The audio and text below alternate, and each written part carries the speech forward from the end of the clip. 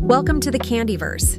If you're an artist and every time you hear crypto you only think about scams, loud traders and green and red charts, I get it.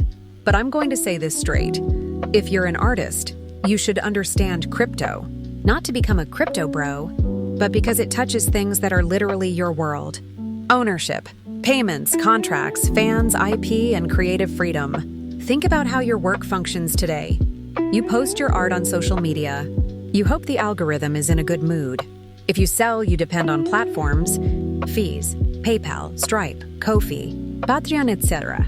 If you get banned or your account is closed, your entire income system can disappear overnight. And on top of that, you're expected to trust that no one steals your work, that platforms don't change the rules, that banks don't block your payments for sensitive content, or just because of the country you live in. Crypto isn't here to replace your art. It's here to give you new tools. Receive money from anywhere in the world without waiting on banks. Sell digital pieces that can be verified as yours. Automate royalties. So if your work is resold, you still get paid. Build a community that can support you without going through endless intermediaries. I'm not saying drop everything and make NFTs. I'm saying, isn't it risky to depend 100% on systems you don't understand and don't control? For an artist, knowing crypto is like knowing basic contracts. It doesn't mean you become a lawyer. It means you stop signing your life away with your eyes closed. Simple example. You create a collection of digital illustrations. In the old model, you sell commissions and that's it. In an on-chain model, you can create a collection where each piece is tied to a contract that says, if this artwork is resold, the artist automatically receives X%. Do all marketplaces respect that? No. Is the system perfect? Also no. But it's the first time in history that this kind of thing is even possible, without asking permission from a central company.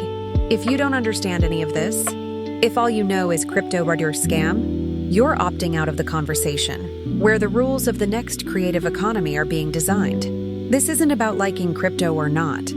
It's about the fact that as an artist, you have too much at stake to ignore it. Let's continue. Why should an artist specifically care about learning the basics of crypto, even if they never launch a collection? A global payments without asking permission. Today, if you want to get paid by someone in another country, you enter a maze. High fees, platforms that don't work in your region, endless waiting times. With crypto, you can receive payment in minutes, without a bank deciding whether it approves the transaction or not. Again, is it perfect? No. Is it useful? Extremely, especially if you live in a country where the financial system puts obstacles in your way. Because you're an artist, because of your content, or simply because of where you live. Ownership and a clear trail of your work. Your art already travels on the internet. It gets downloaded, shared, reposted. The real question is there a clear, verifiable trail that says, this came from here, from this wallet, from this artist? A well-used token, or NFT, isn't just an image on a chain. It's a public certificate that other apps can read, recognize, and build on. That makes things possible like access to private communities for people who supported your work early, proof that someone was a collector from the beginning, programmable licenses that let others use your character under specific conditions you define, independence from platforms. If all your art, your community, and your income depend on a single company, that company has its hand on your neck. Crypto and Web3 don't eliminate platforms, but they let you own assets outside of them. Your money, your collections, your contracts, your supporters who back you directly. If a social network disappears tomorrow, what's on-chain doesn't disappear with it.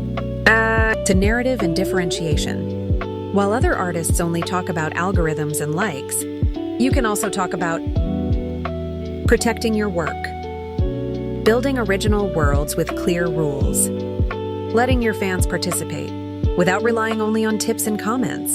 That positions you as someone who doesn't just draw, but thinks about their art as intellectual property with a present and a future.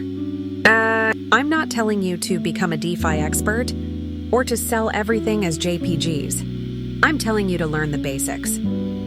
What a wallet is, what a private key is, what on-chain actually means, what the risks are, and which opportunities fit your way of creating.